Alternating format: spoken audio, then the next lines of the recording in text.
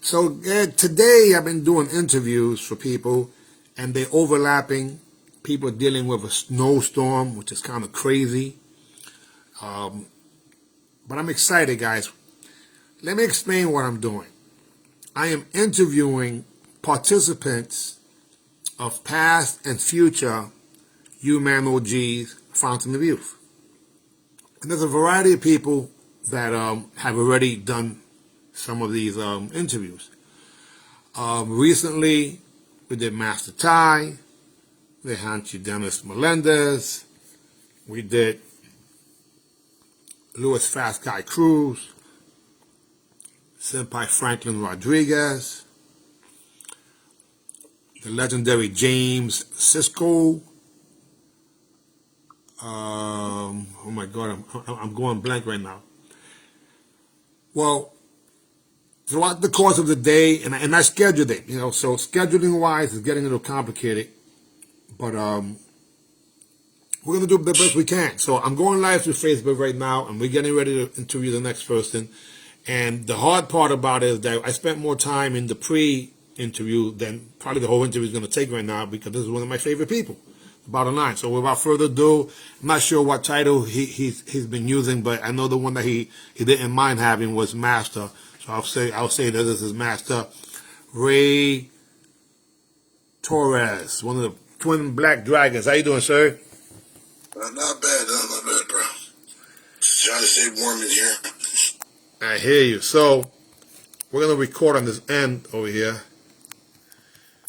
So we have a double whammy. Recording in progress. Okay, so Grandmaster Jerry Fastly Fountain is here with another episode of UMAN OGs, all the guys and the girls, Fountain of Youth National Tour. The Region 11 launch is going to be February 28th is what is scheduled presently. However, we do have a participant of the original one. I call that the test. September 20th, 2025, martial arts changed. The OGs had an opportunity to come out and compete, all the guys and all the girls. This gentleman again and his brother were both participants at that one. So, Master Torres, how you feeling, brother? Not bad, man. Just stuck inside with the snow. Okay, so we'll make the most out of this in the case of this story here. So, this interview. What was your inspiration, desperation, and motivation to even start in the martial arts? Talk to me. My father, he was our instructor, so he started very young. It was, we try to mark 4 years old because I can vaguely remember the YMCA in Asbury Park, around that time. But we probably started earlier, we started learning how to walk and throw things around. But my father was my instructor, and it was kind of almost something that was forced. My mother encouraged it. Although they weren't together at the time, but it was encouraged to go with your father and learn something, and that's what got us involved. So who were some of your classmates? When you say us, I believe it's you and your brother, who's a twin brother. Me and my twin brother started first.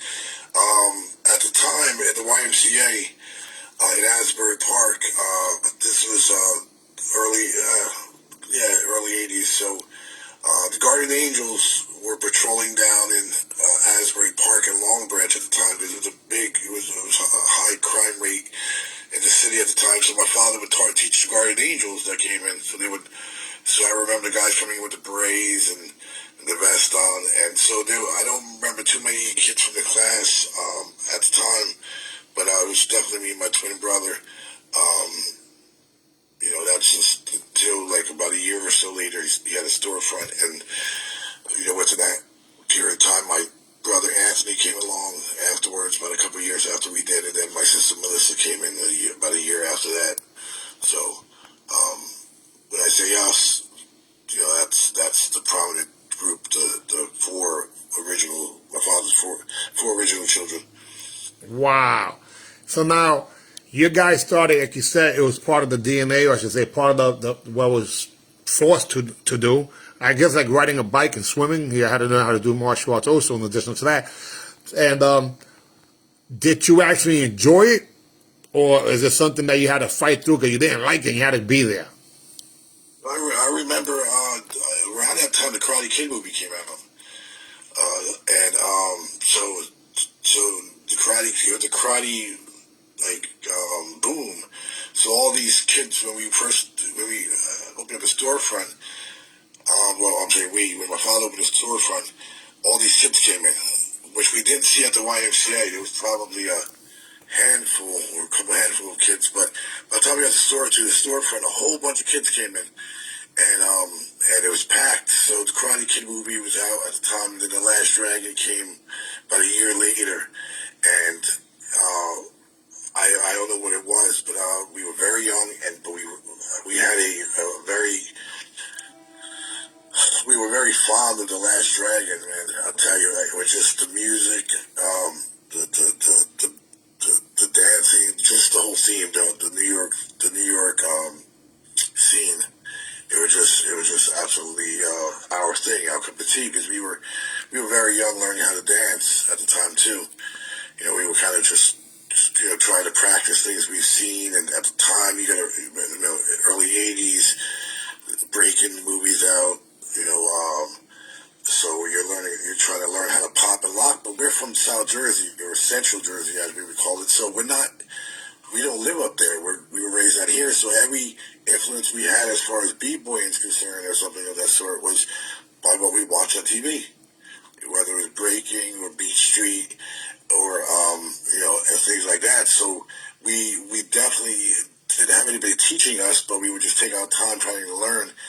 But The Last Dragon became that. I remember, as time went by, that became the pinnacle of what we love to see, because it was just a mixture of everything, Motown and the New York scene and stuff. Well, you know what I think about it? Imagine if Enter the Dragon had Bruce Lee doing some dancing, some cha-cha dancing or something like that. Because Bruce Lee to me was hip-hop before hip-hop was hip-hop. He had that attitude and flavor. But Bruce Leroy is that for the generation of years after. Not that he was dancing, but in the movie you had, Little Ernie Reyes Jr., you had Vanity, you had a whole bunch of people. I can honestly say that it's a double-edged sword, because I was fortunate to be on that set for that movie for 2 days. And the good and the bad of it is that I heard that same song for 2 freaking days, and it took me a week to get it out of my head. You are the last dragon. Oh my gosh. Anyway, but actually, that soundtrack was a fire soundtrack. I mean, other than that song, of course, The Glow, but the song Inside You. If you actually listen to the lyrics, it's actually a very deep, inspiring and deep song. And of course, Rhythm of the Night was, with the barge was absolutely, it was just that theme at the time. The only thing that would have made it even better is if Michael Jackson popped up in the movie. It was just that flavor, everything we liked. We loved Michael Jackson at the time. I mean, I have pictures of my brother dressed up in the beaded jacket, at the time, dancing in my grandmother's living room, because we would put on these talent shows in their living room. So we were definitely into the culture of music, and not just hip hop, but I mean the old school Rat Pack things, Motown, doo wop, big band, jazz. Soft rock. I mean, everything was just pumped into us, because our family was very big with music. So, at an early age, understanding the correlation between music and dance and martial arts was prominent. And then as we got older, we realized the correlation between hip hop and martial arts is. It's. I know some people have covered that, and including yourself, the correlation between them both, and some people have Wu-Tang and what have you. But to understand how like that is, how it is, it's remarkable. I mean, granted, yeah, that's where we got the Grandmaster cast and the Master G's, and maybe some of the b-boy moves came from the kung fu flicks, stuff like that. But it was definitely awe inspiring. And obviously I can relate, except that I was brought up in the Boogie Down Bronx. I'm still here right now, and I come from Spanish Harlem, as you guys know. But the thing about it, that when I saw your guys, it was many years after through MySpace, but before that, so here you are, you're a baby. I mean, you're being brought up in martial arts, and literally, when was your memory, your furthest memory on your initial competition? Because I know you guys did compete a lot, which I love that. Well, this is fun because now I only found out recently, as far as, and I gotta use my father's example, because my great uncles told me this. So back in the day in Puerto Rico, my great uncles, my grandfather would cockfight. So when they were cockfighting, they would bet on the roosters. But when they came here to the States, it was illegal, and you'd go to jail for it. So what they would do is they would all sit up and have drinks and beers and have their sons kick the crap out of each other. And bet on their sons. And my great uncle told me, we would be mean and bet on our sons. And then what they would do. Hey, today that's called child abuse. I'm telling you. So he said this is in the 60s Oh my and God. early 70s. We would have our sons beat each other up, and then what we would do is, just like somebody that with the cockfighting, they would try to get the advantage to their rooster. We would sign our kids up to martial arts classes to give them an advantage to win the next match, so you would win. So that's what got my father and his cousin Louis and cousin Stephen involved in martial arts. So when we were younger, the earliest memories of my father having this boxing, it was me, my brother, and this kid. He's the oldest friend of mine. He's on my Facebook today. This kid named Joey Kokoza. And he put boxing gloves on us, and they would come all the way up to our elbow. That's how big the gloves were. And he would just have us doing rounds of boxing. Me and G, we call my brother GJ Junior Jay. Us boxing each other, and me boxing Joe, and Jay boxing Joe, and so it wasn't a traditional competition, but it was the first time of getting punched in the face. I remember the first time blood nose and crying, and hearing my father say, "Keep going," pushing me from behind to keep pushing going in. But the first tournament I was like 6 years old. This is as far as martial arts is concerned. I was 6 years old, and the tournament was I believe it was Joe Versace's tournament. Whoa. That's South Plainfield High School. I won my first grand champion in 1983. Yeah, because we would be here from Jersey. He brought us out there, and it was the Pee Wee divisions. You're little. That's the Metropolitan Open. The Metropolitan Open was the name of the tournament. August. So this is 86, 1986. So I don't know. I was so young to remember exactly what it was, but I remember him bringing us out with a group of students from our Belmar school. We had a school in Belmar, my father's first storefront, and we all went out there, and I remember crying my first time, and I got beat, and my brother. He played something because he had a medal and I didn't. And I remember crying that I didn't have a medal and he had a medal. And we were coming back in a van, and at the time it was a gray minivan, and we were sitting in the back, and we were very young, and my brother's playing with his medal, and I'm just crying because I didn't get a medal. So I remember getting beat and that feeling, yeah, it was the first time of remembering any type of competition. Because you're so young, you remember. I remember eat pizza that day, and hey, so let me just interject for a second. It's interesting, right? So here you were fighting, bloody nose, etc. You didn't cry then, but you wanted your medal. Muttley wants his medal. Yeah, absolutely. The thing is that my brother, my twin, he's always kind of been the one I've been chasing. He's 2 minutes older than I am. 2 minutes is a long time when you're born. Yeah. So I could speak more about this later today, but he's always kind of been a free spirit. He's never really been I believe that there's talent, and then there's something you work on hard to become. GJ, my brother, is talented.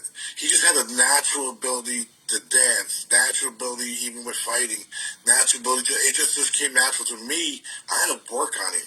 So I had a great partner, a person to reflect from. So he became my yang to my yin. So I would follow him. So seeing him get a medal back then, and just thinking about it now, and then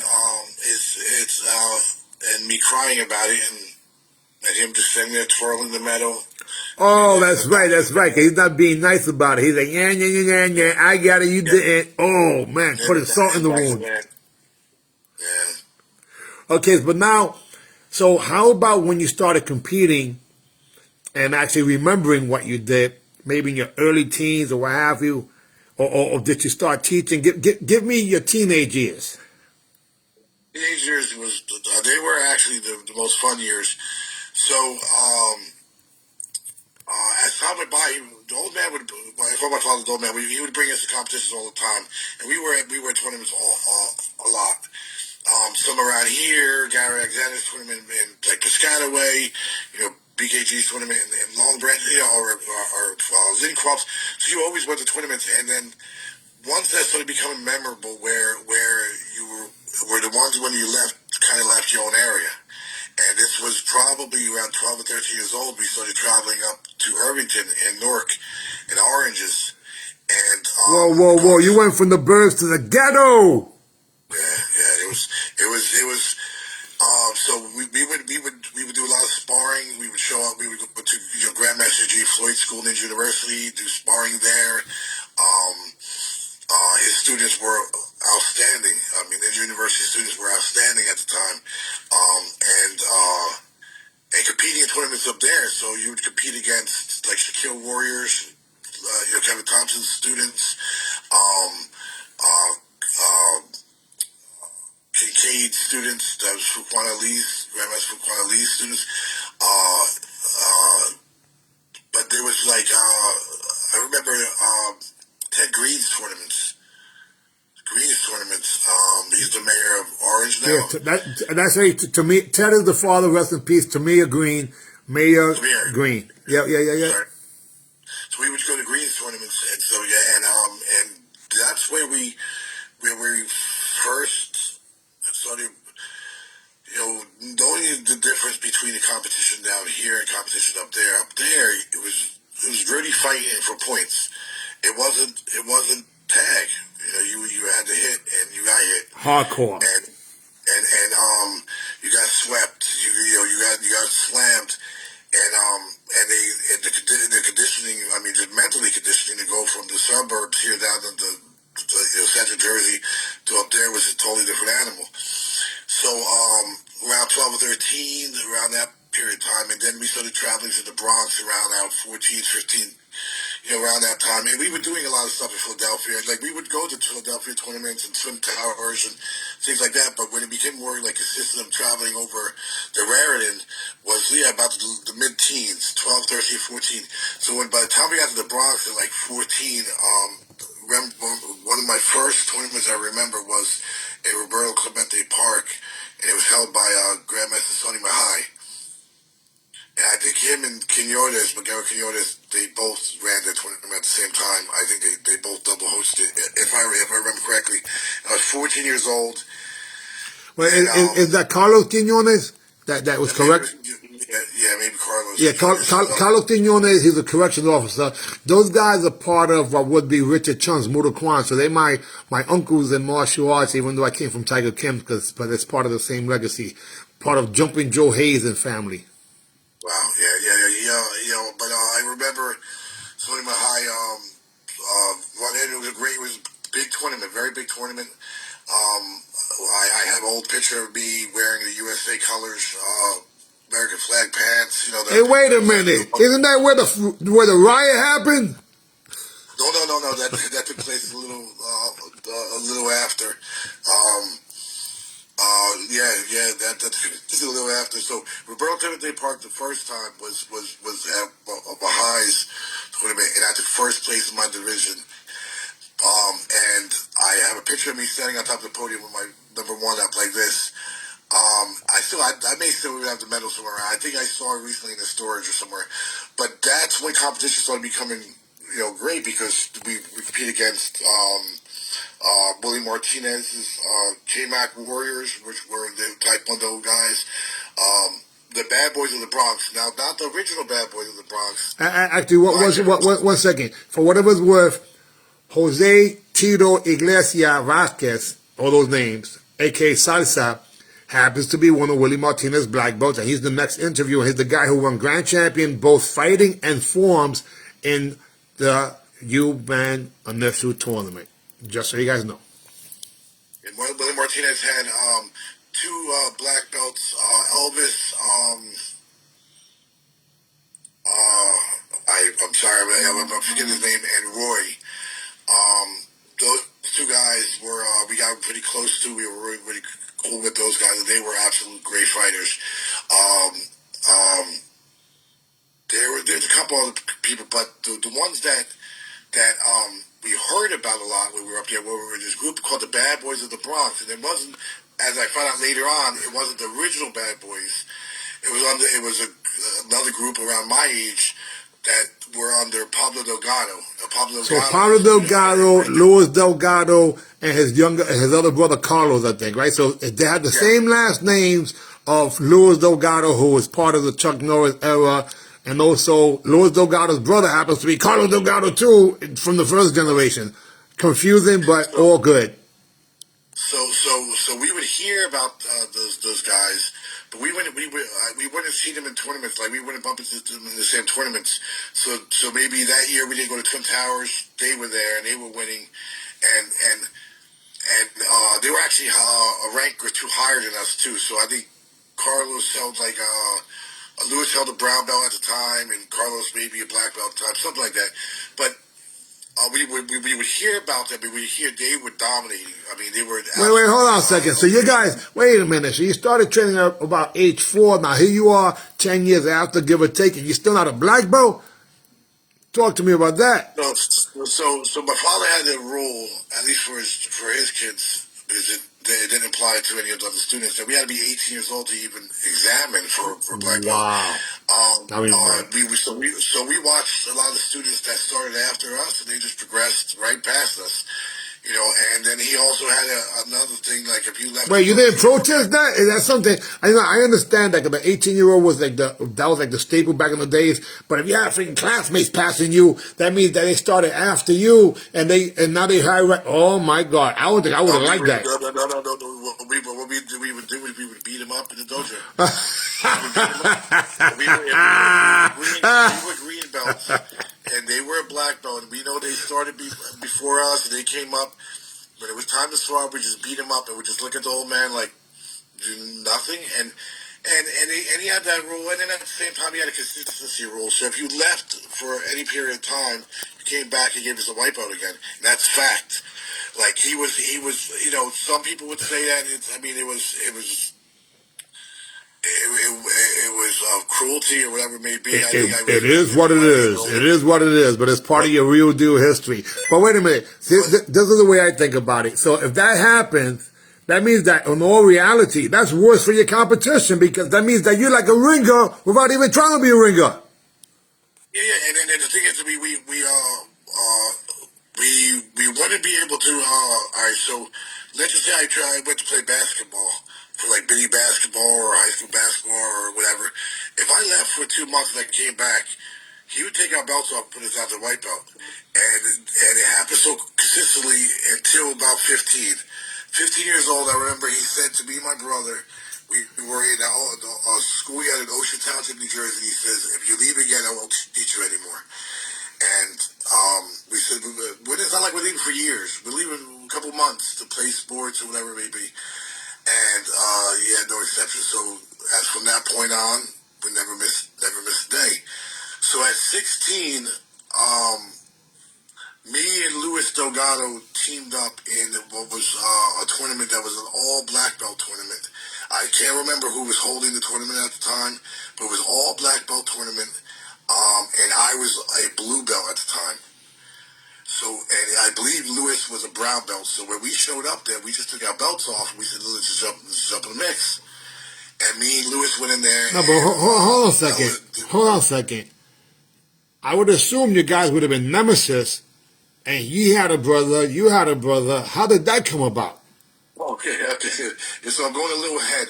So remember, I was saying that we heard a lot about them when we were up in New York. Yes. So my father held a tournament in '96.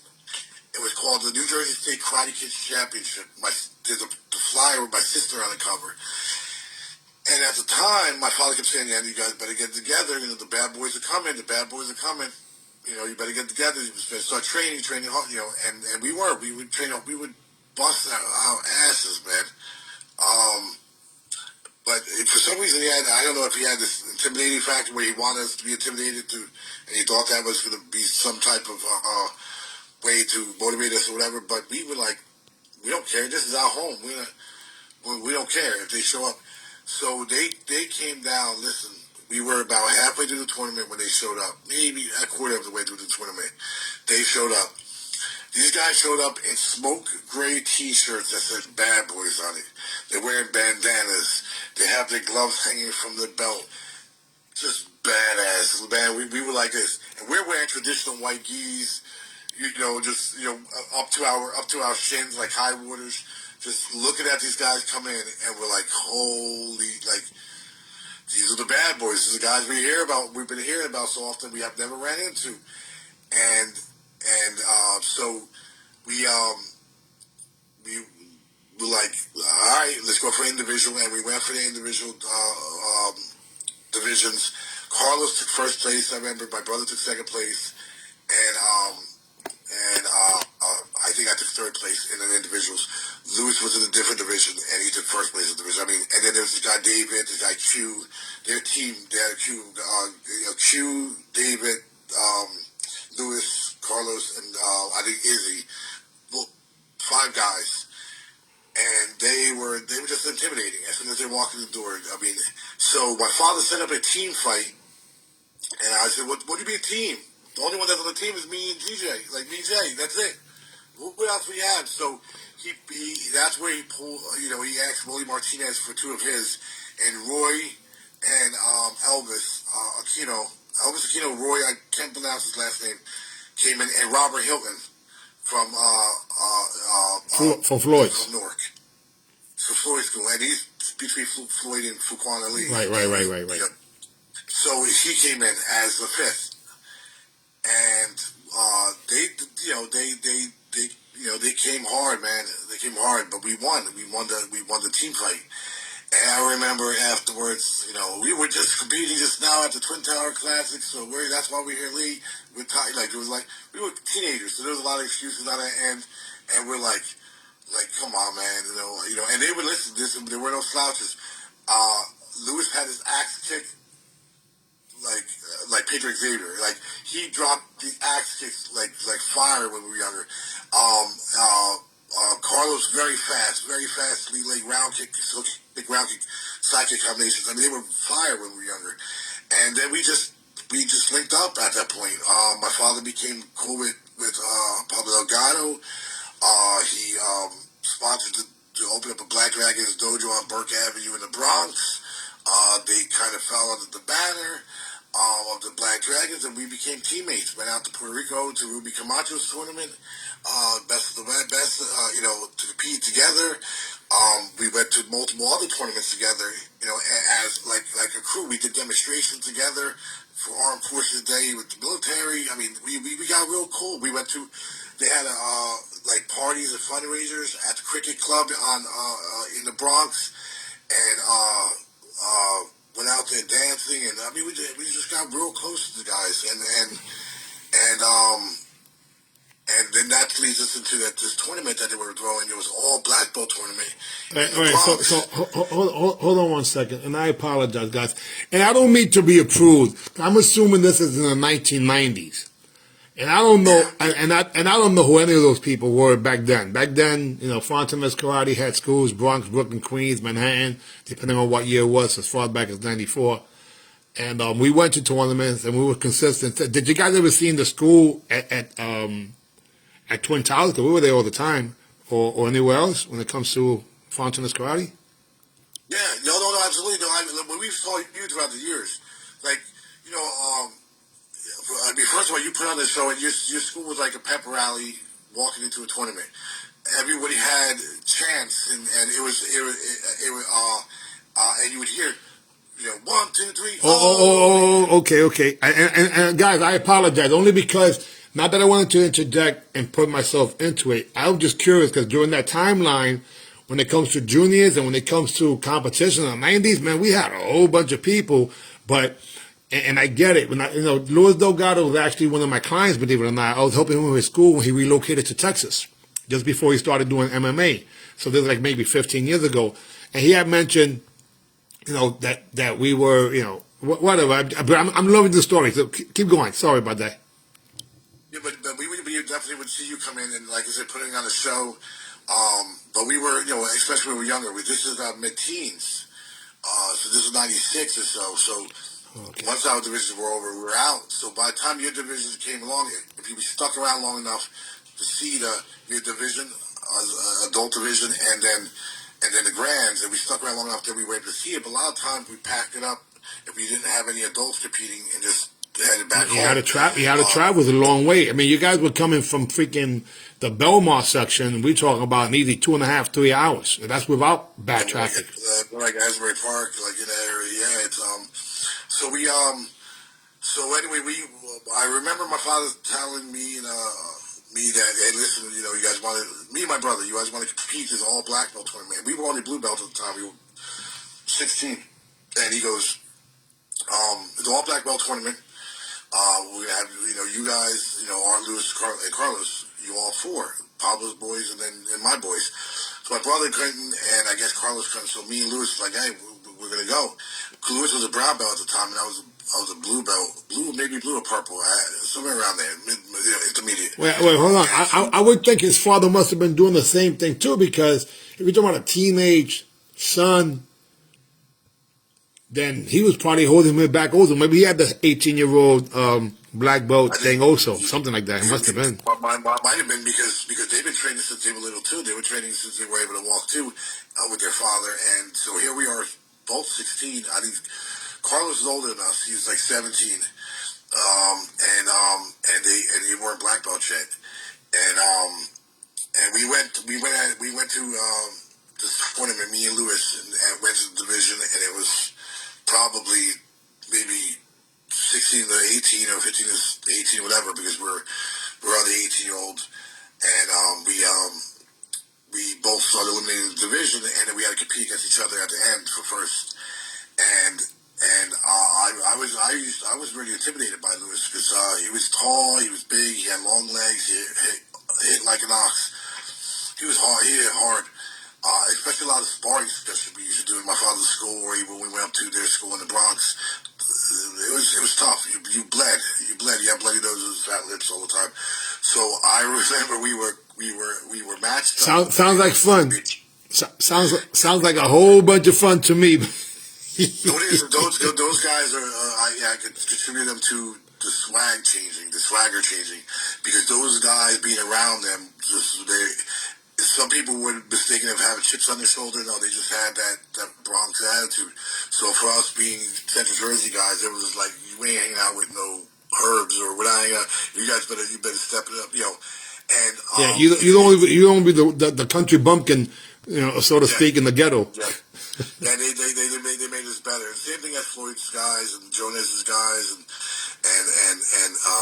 the guys from up north. A lot of those guys, they made us better because it was just because there was such thing as competition. But then the Bronx was the first place I saw somebody get beat up in a parking lot after they won grand championship in a tournament. They won grand championship. This is an adult division. He won grand champion black belt division, and his students were cheering. And I remember we were leaving to get in the car to go back to Jersey, and the guy he beat him up in the parking lot. And the rest of the people, trophy got broken and all the other stuff. Oh my gosh! Hence the riot that you was talking about. Well, I'll tell you two separate riots that took place. But anyways, me and Lewis competed against each other. Last point, Lewis shot this axe kick, and I ducked low. And at the time, he used to be able to do this rising ridge hand between his legs from behind him. So I dropped it like down on my knee, went behind him, and hit him with a ridge hand from underneath his leg, Gotcha. his stomach, and they called the point.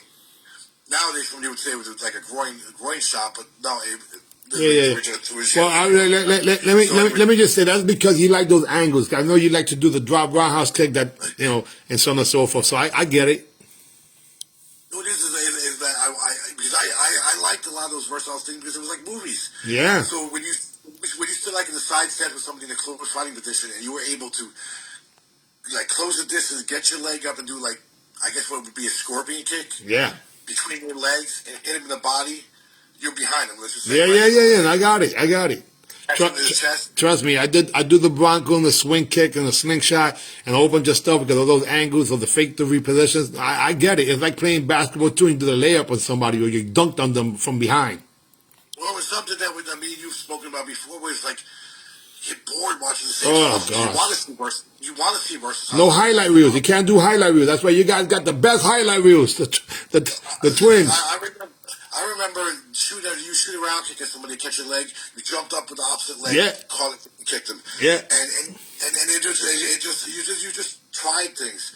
So I beat Lewis in that match, and I was only like you said, I was maybe blue or purple, but definitely blue, but probably purple. And I won the black belt division. And I remember looking at my father going, still nothing. Not even a chance to even examine for Showdown, nothing at all. So let me interject for a second because I have a question on that note. I've been thinking about making the UMAN OG, Fountain of Youth, the Pro League, where it doesn't have to even be a belt. Not that you have to compete. Bottom line is that it used to be men and women competing regardless of what belt it was. And I know that might be a little crazy today, but what do you think about that? At the time, you was an underbelt officially, but you wasn't to be in the mix when it came to the money or esteem. Well, what changed our division of competing? Because we stopped competing in the under 18-year-old division, and it was one event that became monumental that changed everything. My father held a tournament in the Fort Monmouth military base in Oceanport, New Jersey, and same difference. I think we were 17, and he did an old versus new black belts. Oh wow! So we weren't black belts, me and my brother. So me and my brother, and I think it was Luis and Carlos. There was a couple other people, and it was younger guys versus older guys. Wow! And I have a video, very a clip of my brother's match. I think he got swept at one point in the division, but we beat the old guys.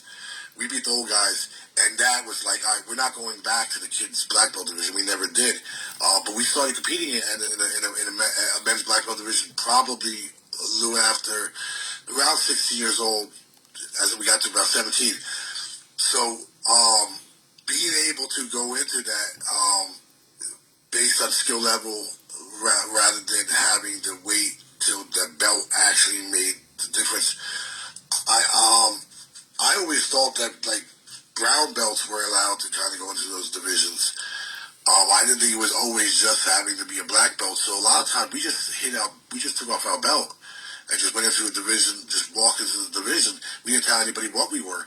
And same thing at Ruby's tournament. Like we took off our belt, put it on the side when we were brown, or when we have our ranking system: white, yellow, green, blue, purple, brown, red, black. So we would just take off our red belts, toss to the side, and just walk into the division and compete in the black belt division. And we were, even when we were under 18, we would just lie on the application, and just go in.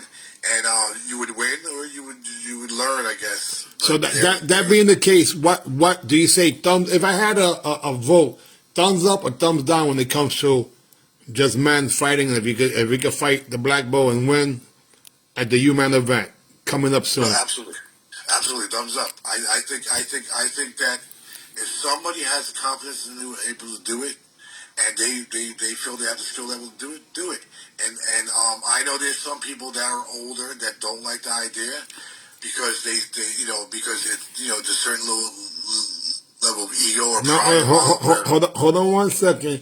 For those of you who think that doesn't make sense, the original tournaments had no belts. So Mike Stone was beating people with a white belt on and won Fighting Informed Grand Champion, and then they made him give him a green belt, and then they made him give him a brown belt, I believe, and within 6 months he was a black belt. So this is not something that's new. There was no belt categories at the original tournaments in the 1960s. Period. Just so you guys know.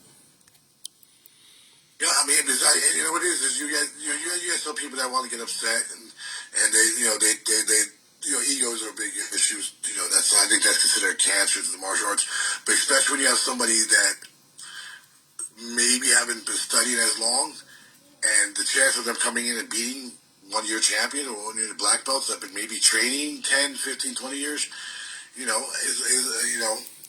I say you give people a shot. Because two things are going to happen. One, they may go in there and learn something and be thrilled the experience of being able to go to a black belt division and testing themselves, or they may surprise the hell out of everybody and win. Yeah, I have a question. I don't know if you had a chance to go to sniperfight.com, but if no one's ever trained before in martial arts and they went to sniperfight.com, guys, I'm 100% biased because this is my so-called proven system that I've been sharing for many years throughout the world. But sniperfight.com presently has 11 hours of content, not just how-to, but recaps and so on and so forth. I believe that somebody can go through that and in a few months be able to compete and not just compete, but actually win at the black belt division. That's what I believe. Yeah, well, I mean, I've been out there. I mean, there's a lot of stuff we worked in person handboy, and the lay down kicks and the lockouts, the footwork drills, circling I call it circling the bag. But all those drills, I work with my students, and I'll tell them was taught to me by Grandmaster Jerry Fasby Fontenez, and this is beneficial. My students are, at least most of the black belts and a couple other belts have full splits, and not one of my classes have I had them do full splits. All I've had them do is the horse stance, the horse riding stance, keeping the body tied up, and then working the horse stance, and then maybe we'll do one leg at a time where we do those bend overs and so I get, but because I know that at least through experience. And I apologize. I want to redirect you. I apologize, guys. This is not. I just want to say is that there's information out there that can actually help people, and I only get excited because if someone's never trained in martial arts before and they were an athlete and they wanted to become good at this thing too, they can do it a lot faster when it comes to the fighting, a lot faster than most people think. But to redirect you, so now you're back in competing. You're not even of age. You're not even of belt. You're fighting. You're winning. What happens after that? So in about 8 months after my 18th birthday, we had a chance to examine. And the examination took place for 3 days, Friday, Saturday, Sunday. First day was calisthenics and when you do the ringer with all those calisthenics, push-ups, sit-ups, what have you. Second day was self-defense, which I loved. I fell in love with it. I still love very much kata and kabuto weapons. And then the Sunday was all kumite, all fighting. And you had to do different levels of fighting. You had to do boxing, what would be considered kickboxing, which is basically what we do for points anyways, right? And then point fighting, and then like groundwork. And I broke my I fractured my shin that day and broke my nose that day. So it was like off to the races. Okay, now it's official. Now we're black belts. Now we're over 18. Now it's official. And so it was just how many tournaments could we get to? And at one point we were competing two tournaments a weekend. New York would hold these tournaments on Sunday. And act like there wasn't a school tomorrow, because the tournaments would be like 10 o'clock at night. You're still in friggin' New York. It's 10 o'clock at night. I got school in the morning, and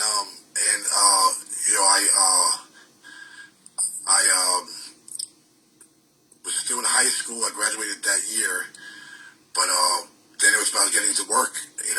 So this was a pinnacle, like kind of a pivotal time in my life because I had to make a choice whether or not I was going to substitute things like college and things with the martial arts, or was I going to do it all? I was going to do it together at the same time, and I think I chose right. I chose to do it together. I didn't want to substitute things. I said I am going to I'm going to model my schedule for college and things around my training with karate and with the dojo. I even as far as took karate in college with J.H. Kim and Ishiru Karate, because I says if I'm training 6 days a week, and that's how often me and my brother were training 6 days a week, Monday through Saturday. Now I can only train 2 days a week in our dojo. I'll sign up for 2 days a week with J.H. Kim and train with him in a different style.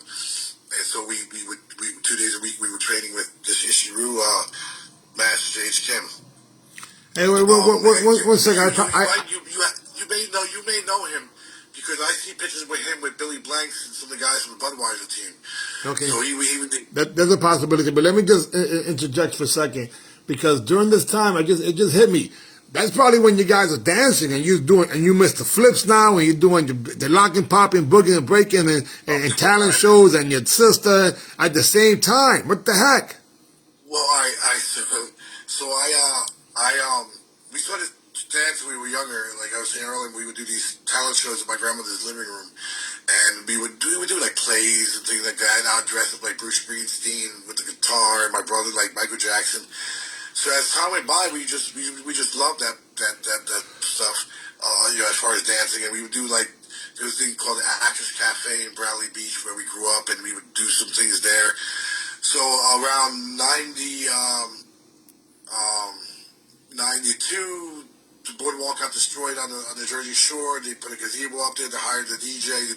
We would dance on down on the boardwalk. But about 97-ish, we started dancing with this DJ on the gazebo, this big gazebo that they had, and we would just basically do things like flipping off the gazebo, doing backflips, and my sister doing groundwork, my brother doing groundwork, and we just loved the dancing,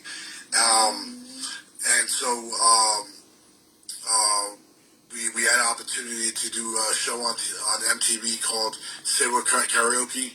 So it was like, all right, we're gonna do this show, and the first time doing auditions and standing in a line of 300 people, and you're in the middle of Times Square, so you're just like, and just that feeling. We really wanted to be entertainers, and that's all we wanted to do is be entertainers. I had no aspirations of or thoughts of doing anything else, just to entertain. Even though my brother did it naturally, my sister did it naturally, and I was doing it more skilled, just practice a lot. So, but that's what we wanted to do, just entertain. And then, so when we started college, we both joined this modern dance class. And in our mind, we thought modern dance meant nowadays dance, modern, just where we don't know. And we're thinking, all right, well, what's going on at the time? This is late 90s. Oh, this is now b-boying is showing back up in the movies. You Got Served or whatever, Step It Up, whatever. So we're like, oh, we could go in there. We're gonna do just fine because this is us. We get in there and it was ballet. It was ballet. So I dropped the class immediately. I was like, no, I'm not doing it. Not gonna happen. And but I knew it was gonna affect my GPA, so I begged the teacher. I said, listen, I really don't want to. I don't want to dance ballet. And is there anything else I could do? Just coincidentally, we were working for the DJ that hired us for the boardwalk in a wedding, roughly around that period of time. And I did a one-legged butterfly kick, land on the same leg, and I broke my ankle. Whoa! So when I broke my ankle, I ended up in a wheelchair on campus. Easy way to not drop the class but still participate. So my brother would push me across campus on the wheelchair.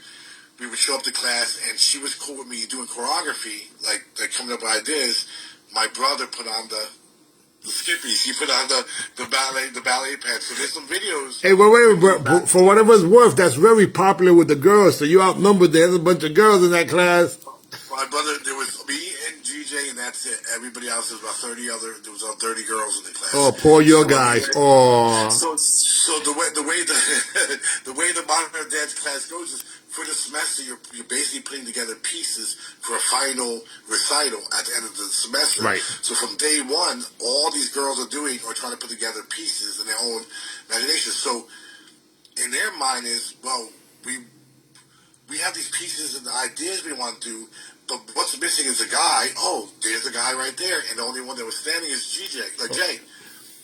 So they put him in their pieces. We want you for hours. We want you for hours. So now you got 4 or 5 pieces that these girls are putting them in to do, and he has to still come up with his own. But so anyways, he did this one with Dove's Cry, Prince. Another one was like Arabian Nights where he was dancing, and these girls had these like all these things, and I'm helped choreographing and saying, well, fix this, fix that, do this, whatever, but we loved performing. So we got to a point where the end of the year came along, and the night of the recital, the instructor goes, I see you doing a lot of practicing, a lot of rehearsing to Jay. We call him Jay, but I haven't seen yours. He goes, oh wow, you know what? I totally forgot my own. Like he totally just forgot. I have my own piece I have to put together. So him and Melissa, my sister, went kind of backstage and made up a routine. Like I actually remember seeing that. I think I saw that video. I honestly believe I saw that video. He just went out there and performed with me and my brother Anthony coming up to the stage, flipping off the stage into the crowd, and then they go. I saw that. I saw that. Yeah. And that was made up 15 minutes before because he was so involved in their pieces he totally forgot he had his own for his own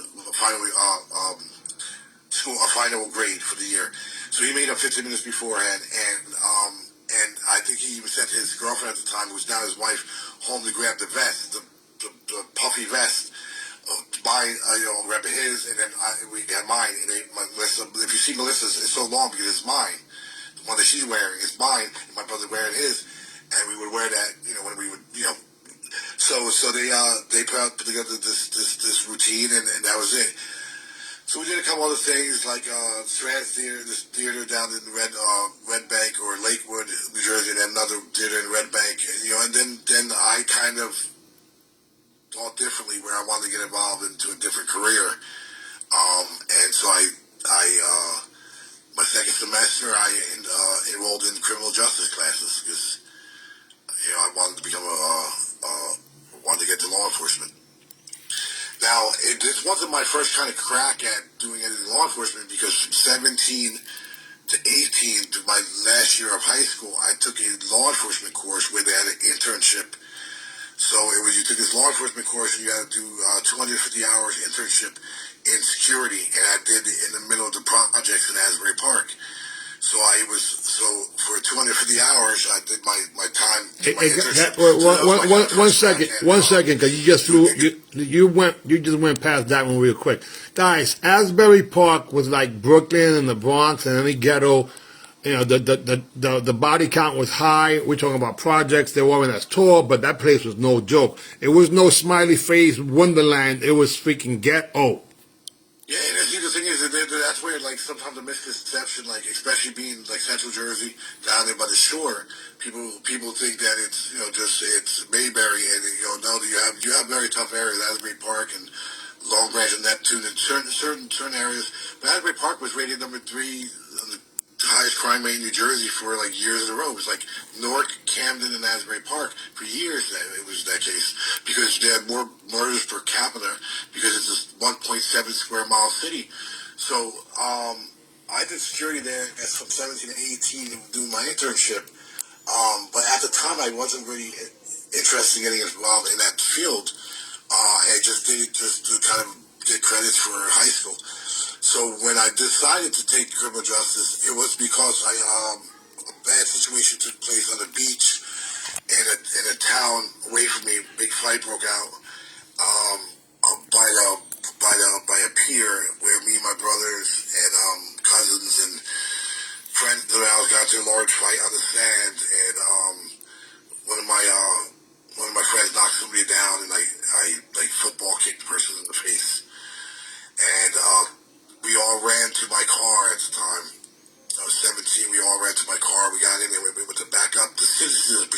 is a neighborhood watch.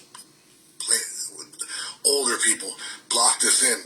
They pulled behind me, blocked my car in. And local police came in. They grabbed us up, and no, we just turned 18. Because I remember this was right after my 18th birthday, and I remember the local officer says, you're going to the county jail. And I go, what? Let me call my mother. Because usually when you got to fist fights, this and that, they brought you to the headquarters and they called your mother, and your mother came down and picked you up, and that was it. Maybe you got family court or some juvenile justice commission thing, or maybe do what's called cease and house adjustments. You go to SA, you apologize. Wait, hold on a second. You know something? You tossing that up so easy. I guess you must have experienced some of those things because what the heck? Yeah. So I we done a lot of this stuff, especially for like fighting in school or fighting outside.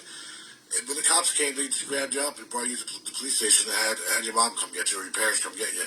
So here I was 18, and I kicked this kid in the face.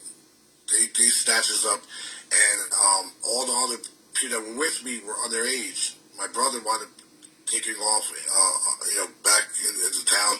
But those that were in the car with me were underage. So I was 18, maybe 17 to 16-year-olds, my cousin and my stepbrother. So they basically told me, you're going to county jail. You're 18.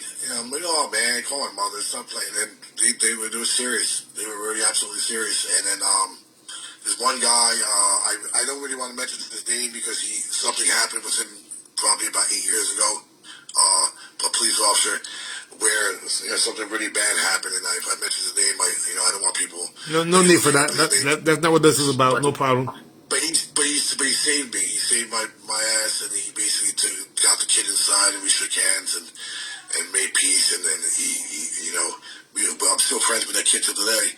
I remember being at the police station and cleaning garbage cans and tying up the garbage cans and helping clean the police cars, because it was part of it was called cease and house adjustment, which is where you had to do some type of community service to help out. And if you don't complete so many hours, they criminally charge you. But it's like it's for first time offenders, and if you complete it, you don't get no charges. Bad boy. What you gonna do? So I hung around the police station, help cleaning garbages and this and that. And I gained an interest. They showed me the car. I did a ride along. I went saw what the detective bureau was like, and I gained an interest. And I was like, you know what? And I remember him saying to me, "Well, you could do this. You could do this. Instead of being a knucklehead, and getting yourself in trouble, you could really do something productive." So when I started college, like I said, I thought about it, but I never pursued it. But my second semester, I joined criminal justice classes, and that was it. I was hooked. I said, "No, what? This is what I want to do. I want to get involved in law enforcement. I want to do something to help my community." I would think that if there was anything that I thought about law enforcement at the time, or maybe I would be the change that I wanted to see in the community. Because a lot of people that grow up in certain areas, you may think in your mind that, local law enforcement may not be fair with you. There may be certain issues that you have with that law enforcement profession in general. At least how I was when I was a knucklehead kid, that you thought you would be the change that the department may need. So I said that if you can't beat them, you join them. And then when you join them, you infiltrate and change the culture. And that's what I did. I said, I'll get involved in the culture of law enforcement, and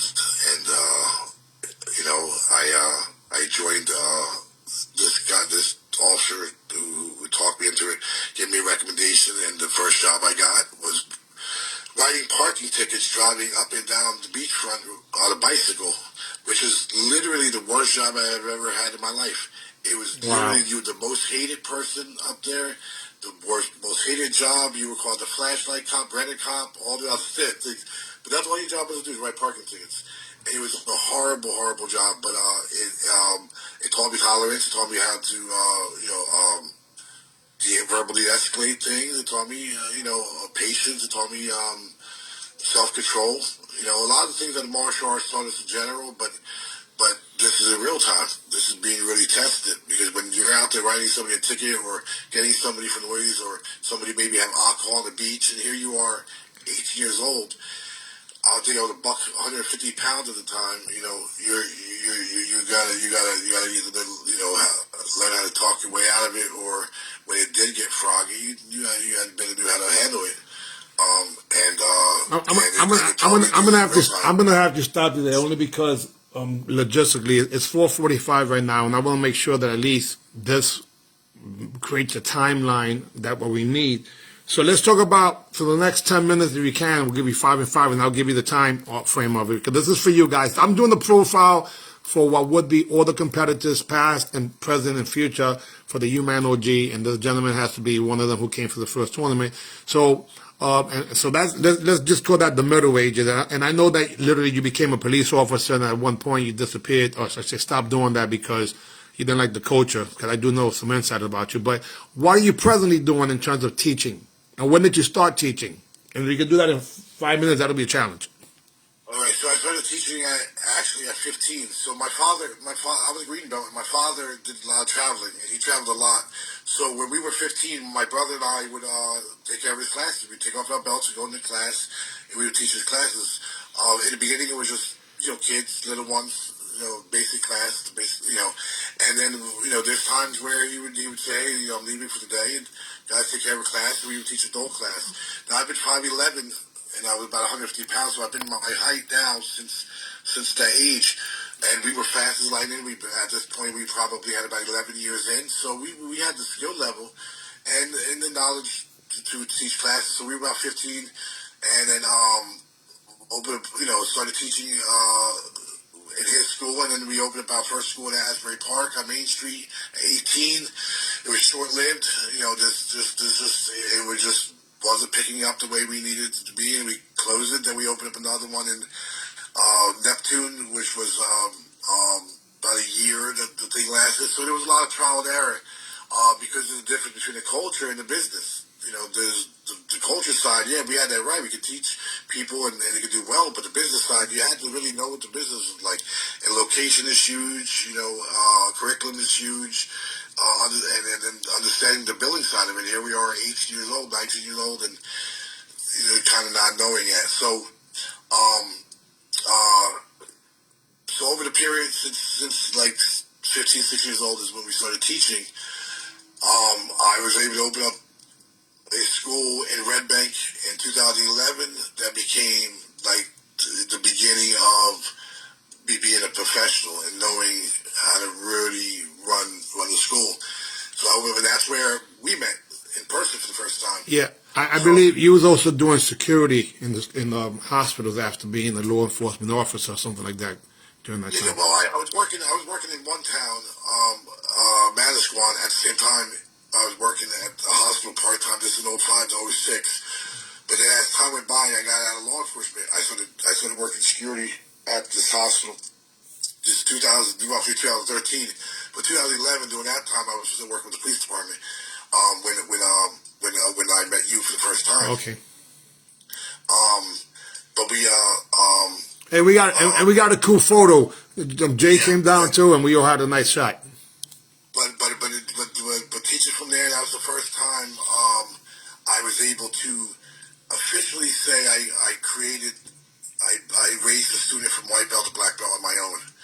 The thing is, you got a lot of people that are able to hang around their instructor's dojo and say, I have all these students, but have you created somebody from white belt to black belt on your own without anybody else helping you? So that dojo in Red Bank was the first time I was able to have a first group of students that eventually made their way to black belt, and including second or third degree black belts, and open up dojos of their own. That's nurturing. That's different. That's not just training people. All right. So, and I apologize again. This is just because for you, I want to make sure that this timeline has past, present, and future.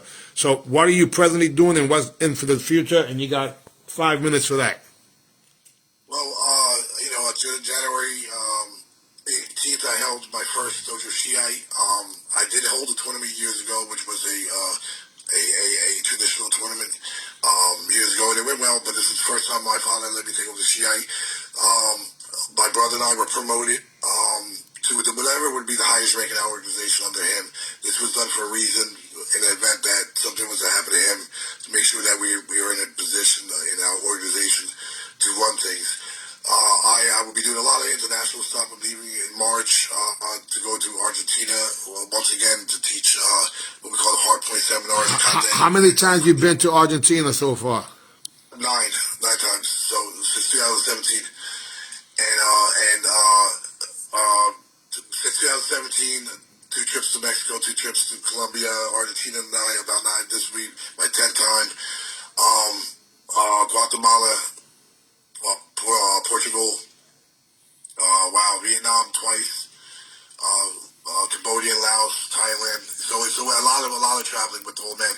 But this trip to Argentina, I love very much, is because we want to kind of starting an organization down there that became representative of the Black Dragons of Argentina, and we have good people in place to be able to overlook that. So we go down there and we see them doing our forms, and kind of doing our way, wearing our kanjis, wearing our uniforms.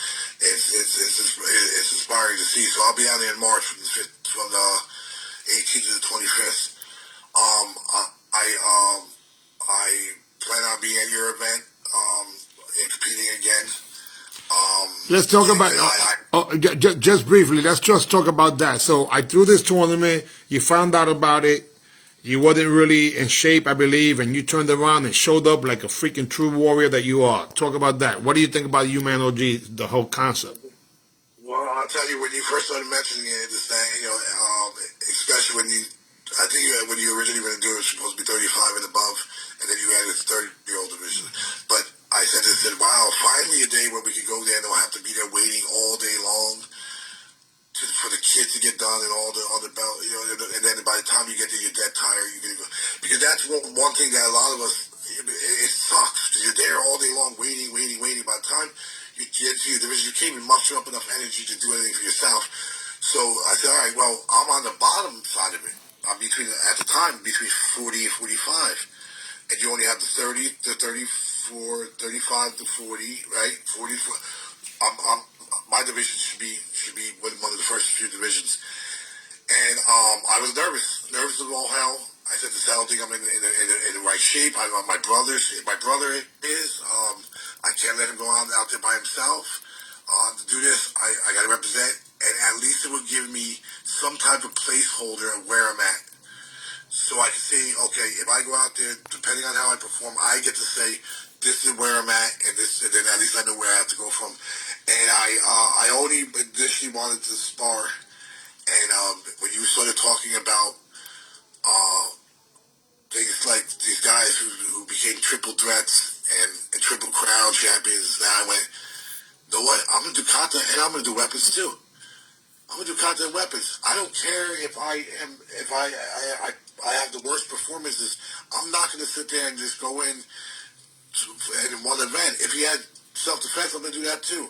I want to compete in all the divisions and see where I stand, and I did, and I was able to go there and compete in kata and get beat by my brother, and then weapons and get beat by my brother again, and like I told you, keep chasing that. I keep chasing it. And then when I went into the sparring division, I competed against an outstanding gentleman, Master Tai, and I, to be honest, I didn't even recognize him. I didn't even recognize that was Master Tai because of his uniform. So right. I know he was training with you, so I'm expecting a rec suit.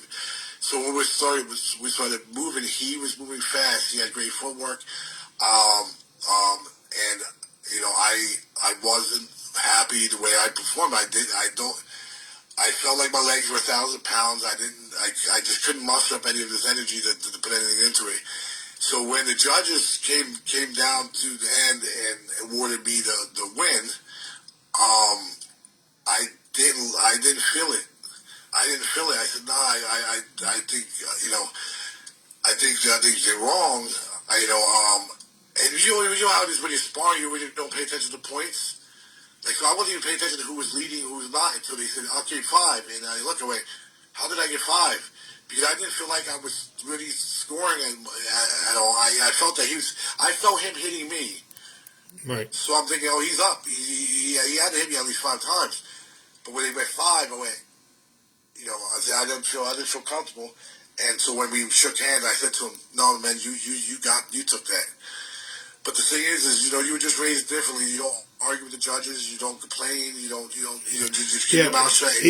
Even though, and I think, and again, that's just being honest. You know, we're competing against ourselves. People happen to be there, but it's not really them that you're competing against. You're competing against you, and that's exactly what you did. You challenged yourself, something that I haven't been able to do. You went and did forms and weapons. I've been the sissy that I've only been keeping the fighting part of it, because to do forms and weapons, man, you got to be in better shape than when you are in fighting.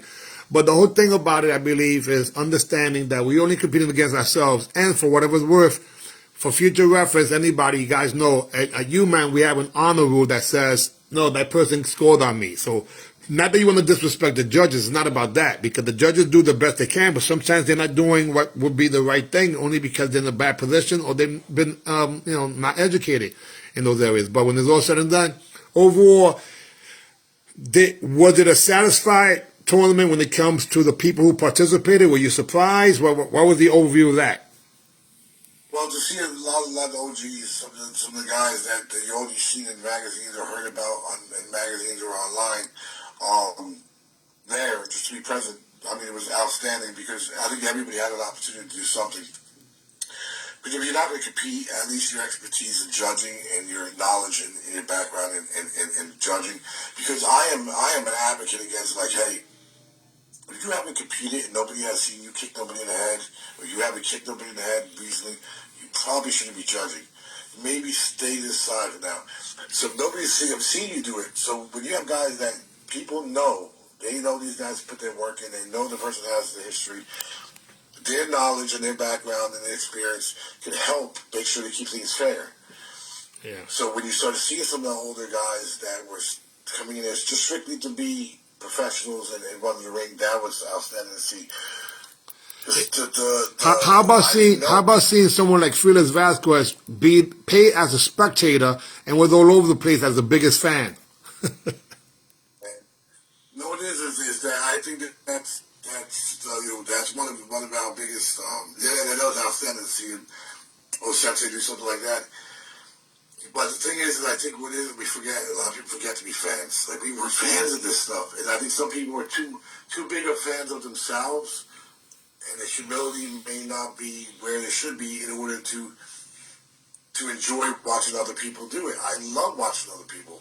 I love seeing people come out there, especially my elders, because it gets away from that whole stigma that these guys are too old to do things.